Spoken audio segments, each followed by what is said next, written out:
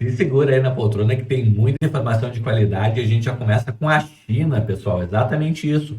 Chamando os Estados Unidos de chantagista e indo para a luta contra Donald Trump. Exatamente isso. A China indo para a luta contra o Donald Trump em função das tarifas que o Donald Trump está impondo à China e aos demais países do mundo. Além disso, pessoal, aqui no Brasil a gente vê o Nicolas detonando o julgamento do Bolsonaro e dizendo que quase todos os ministros foram indicados pelo algoz dele, pelo PT. Como é que pode ter um julgamento, né, minimamente, né, na verdade, justo contra o Bolsonaro, uma vez que todos os indicados praticamente foram indicados pelo PT, né, que é o seu maior inimigo eleitoral. Além disso, o Hugo Mota critica ataques aí ao STF, mas defende corrigir o exagero nas penas para os envolvidos no atentado aí de 8 de janeiro, né, pessoal? Então, ele, né, bate e assopra ao mesmo tempo. Além disso, a gente vê o Coppola afirmando que a origem do mal-estar institucional no Brasil está na reação autoritária do STF aos seus críticos, as pessoas que criticam o STF, tá? Que normalmente são pessoas que acabam sofrendo algum tipo de perseguição, né? Vamos ouvir tudo que ele tem para falar e muito mais.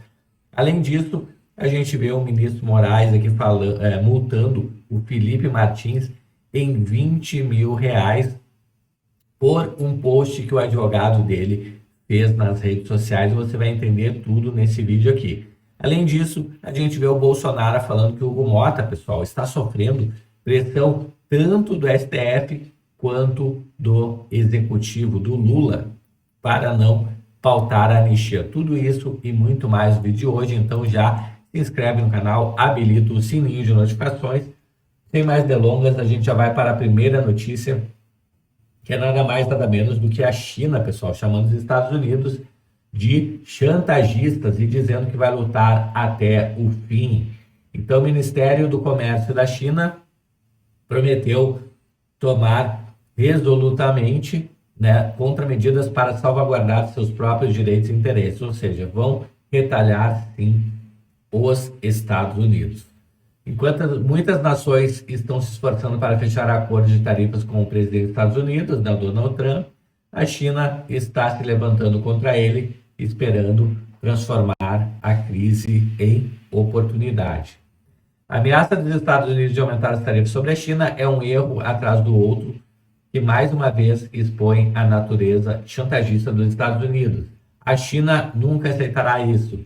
Se os Estados Unidos insistirem em seu próprio caminho, a China lutará até o fim. Foi o que a China declarou, tá, pessoal? Então, China tomando uma postura aí que saiu.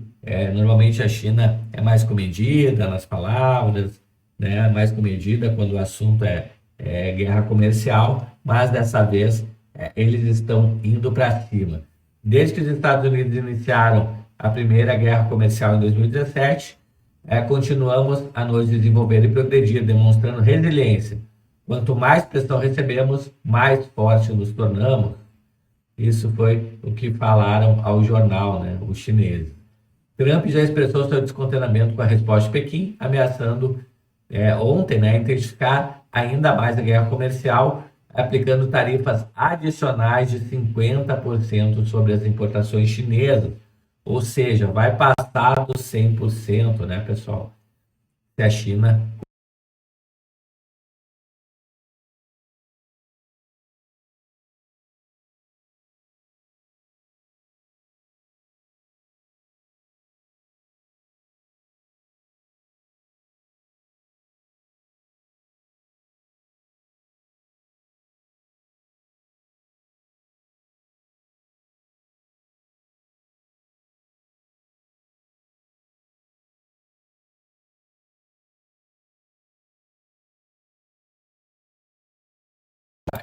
Pessoal, próxima notícia aqui, tá? A gente vê o Nicolas Ferreira, aqui o deputado Nicolas, né, detonando o julgamento do Bolsonaro e dizendo que quase todos os ministros foram indicados pelo PT. Vamos ouvir aqui. Presidente, façam as contas comigo. Um tribunal que tem 5 ministros. O primeiro, Alexandre de Moraes, que ele mesmo julga se ele é parcial ou não. O outro, Flávio Dino, que é amigo do Lula desde quando o Dino era magro. Terceiro, ministro, era ex-advogado do Lula, Zanin. O quarto e o quinto foram indicados pelo PT. Senhores, vocês estão de sacanagem? Vocês vão falar comigo que esse julgamento é sério? Que é um julgamento imparcial? Horas, os próprios advogados falaram recorrentemente que eles não tinham acesso às provas. Em qualquer país normal, isso já seria motivo de nulidade. Agora, o ministro Alexandre de Moraes, todo amostradinho, quis colocar lá os vídeos do dia 8, da baderna que foi feita aqui. Por que não exibiu do MST? Por que não exibiu o vídeo do ministro Benedito, que chega para ele quando anuncia a vitória do Lula e fala assim, missão dada é missão cumprida? Por que ele não explicou isso para todos? É claro que não, porque isso de fato é um golpe. Ninguém até hoje veio falar isso. E ele ainda tem a pachorra, porque é muito fácil esconder atrás de uma toga, o difícil é andar no meio do povo, para poder dizer que ali naquelas imagens não tinha batom e nem Bíblia. É claro que naquelas imagens ali não tinha, porque a pessoa que está sendo condenada a 14 anos, nem aqui dentro entrou, mas estava com uma, toma cuidado comigo aqui, hein? Estava com uma grande arma, um batonzinho. Imagina se os ministros andassem pelas federais do Brasil. É pichação para tudo quanto é lugar.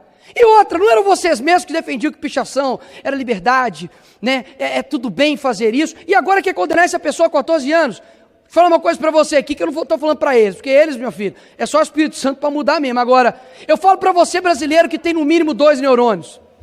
Não precisa gostar do Bolsonaro. Não precisa achar que para poder estar do lado dele, você tem que, enfim, gostar do outro. Agora, seja justo. É inacreditável você falar que esse cara vai para a cadeia porque ele tentou dar um golpe fictício lá dos Estados Unidos, enquanto não tem nenhum corrupto da Lava Jato preso, enquanto não tem nenhuma pessoa que comete crimes sérios nesse país, como no PCC e no CV, estão sendo soltos pelo STF. É inacreditável a vergonha que se tornou o STF. Vocês, sim, são os covardes e têm manchado a história desse país. Mas pode ficar calmo, tenham paciência e um dia nós venceremos. Obrigado, presidente. Isso aí, pessoal. Nicolas dando o parecer dele sobre, na verdade, o julgamento de Bolsonaro, ele dizendo que não tem como ser um julgamento justo, sendo que todos os ministros estão alinhados com a esquerda e com o PT. Deixa nos comentários o que você acha. Pessoal, Hugo Mota critica ataques ao STF, né, o presidente da Câmara, mas defende corrigir exagero em penas. Bolsonaristas se reuniram nesse domingo em São Paulo para pedir anistias para os condenados por pedir intervenção militar, depredar e invadir prédios públicos, tá? Coisa que o MST já fez diversas vezes. Então, o presidente da Câmara, Hugo Mota, afirmou que não se atacando as instituições que se encontrará a saída para o momento delicado que o país vive, em referência ao STF, tá? Então, o presidente da Câmara foi provocado a comentar sobre o tema da anistia, tá? E ele fala, eu defendo 2 pontos para que a gente possa vencer essa agenda. O primeiro é a sensibilidade para corrigir algum exagero que vem acontecendo em relação a quem não merece receber punição. E o segundo é a responsabilidade de não aumentarmos a crise institucional que o país já vive. Pessoal, ele está em cima do muro, né? Justamente porque ele está sofrendo pressão tanto do STF quanto do executivo, né? Do Lula, tá, pessoal? Então ele está sofrendo pressões de todos os lados, inclusive da direita aí do Bolsonaro. Então, 3 lados, né? Então ele está numa sinuca de bico. Vamos ouvir aqui o que o Caio Coppola, né, tem a falar aqui sobre o STF. Pessoal, vamos ouvir aqui. A pressão pela anistia aos perseguidos do 8 de janeiro, ela é apenas o sintoma da crise e não a sua causa, como fez parecer aí o presidente da Câmara Federal. Em outras palavras, se puder colocar isso como uma metáfora, ir contra a anistia é como tentar baixar a febre sem curar a infecção. Então, qual seria a infecção propriamente dita? Qual seria a causa dessa crise que está, por assim dizer, adoecendo a nossa democracia? A origem de todo mal-estar, a origem de todo esse mal-estar institucional é a reação autoritária do Supremo Tribunal Federal aos seus críticos. Eu posso dar vários exemplos aqui de coisas que vêm acontecendo ao longo dos últimos anos e que foram amplamente noticiadas pela imprensa, até de forma, ao meu ver, equivocadamente naturalizada. Então, vamos citar alguns exemplos. Eu fiz até uma listinha aqui. O STF não gostou de uma notícia, ele vai lá e censura a matéria. O STF não gostou do que um entrevistado disse, ele vai e censura a entrevista. O STF não gosta da opinião de uma revista, então ele manda os seus assessores usarem a criatividade, né? A gente lembra desse episódio, para investigar esse órgão de imprensa. O STF não gosta da opinião de um influenciador, ele suspende a sua conta na rede social. O STF não gosta da opinião de um parlamentar, né? Então ele viola a imunidade e prende o parlamentar alegando flagrante. O STF não gosta da opinião de um empresário, ele vai e bloqueia as contas bancárias desse empresário.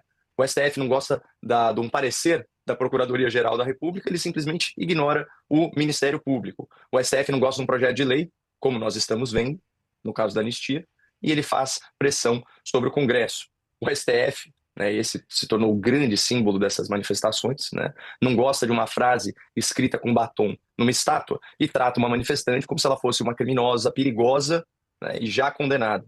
O STF não gosta de um candidato, aí vem o TSE, né, essencialmente composto pelo STF, e torna esse candidato inelegível por causa de uma reunião com embaixadores e críticas aí ao sistema eleitoral.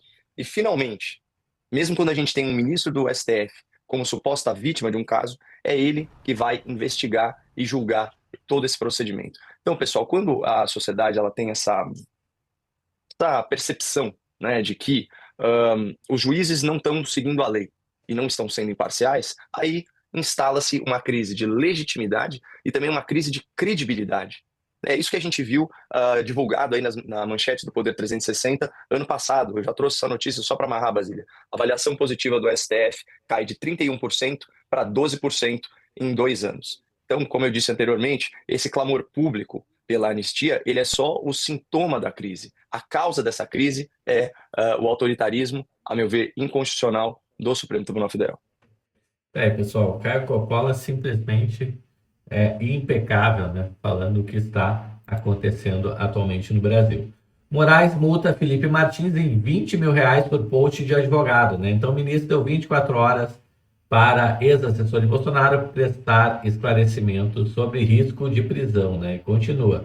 Aplica a multa de R$20 mil pela referida postagem do perfil desembargador Sebastião Coelho na plataforma Instagram, e determina que o denunciado preste esclarecimentos em 24 horas sobre as razões de desrespeito, sob pena imediata conversão das medidas cautelares em prisão. Pessoal, tá aqui o vídeo, né? Pelo que eu vi, o vídeo só o doutor Sebastião que fala, né? E o assessor aqui do Bolsonaro, né? O Felipe Martins, ele fica parado só ao lado, né? Não vamos ver se não tem o vídeo aqui, tá? Provavelmente já foi até removido, mas era só o Sebastião Coelho falando e Felipe Martins do lado, tá? Então ele vai ter aí que se explicar perante Alexandre de Moraes. E pessoal, próxima notícia aqui, o Bolsonaro, né, falando que o Hugo Mota está sofrendo pressão do STF e do Executivo para pautar a anistia. Em relação a essa Vamos pauta. ouvir aqui. O que eu acho do Hugo Mota? Eu já conversei com ele algumas vezes. Ele leva a pressão do ministro lá do Supremo, que não devia acontecer, isso é uma interferência. Leva a pressão do Poder Executivo. O pessoal vai para a vida particular dele, pessoal. O que eu vejo nele? Né? O que ele falou lá atrás, no meu entender, ele vai cumprir. Em havendo a maioria da casa interessada no assunto, ele bota em votação. Então, o que eu acho que faz no momento é uma onda excessiva, a gente vê na imprensa, para que nós, os maiores interessados na anistia, partamos para o confronto. E daí sim você tem um clima desfavorável. Então eu sempre peço aos parlamentares do PL, alguns outros partidos também, vai com calma, vamos convencer mais gente, vamos chegar ao 257 assinaturas aqui no requerimento, a gente apresenta para ele, continua colhendo mais assinaturas, 257, e para chegar para ele, 257 é metade mais um, né? E botar em pauta agora, o que resta ele fazer isso aí? Ele realmente ele é o dono da pauta, mas ele tem consciência, Hugo Mota, falou isso por ocasião da sua campanha, falou para mim, quem a maioria decidindo, ele vai atender a maioria e bota em votação. Perfeito. Silvio Navarro. Presidente, Então, mais uma questão. Bolsonaro falando aí que a questão é ter maioria das assinaturas para colocar em pauta. Então, como não chegou ainda em 257 assinaturas, que seria a metade mais uma, né, para aprovar, por enquanto não adianta ir para o confronto contra o Hugo Mota, porque não teria maioria ainda para aprovar, tá bom? Pessoal, chegou até aqui no vídeo, se inscreve no canal, habilita o sininho de notificações, aí me conta nos comentários, né, o que você acha aqui dessa anistia, será que vai para frente, será que não vai para frente? Me conta tudo aqui, eu vou ficando por aqui e a gente se vê no próximo vídeo. Até mais, tchau, tchau.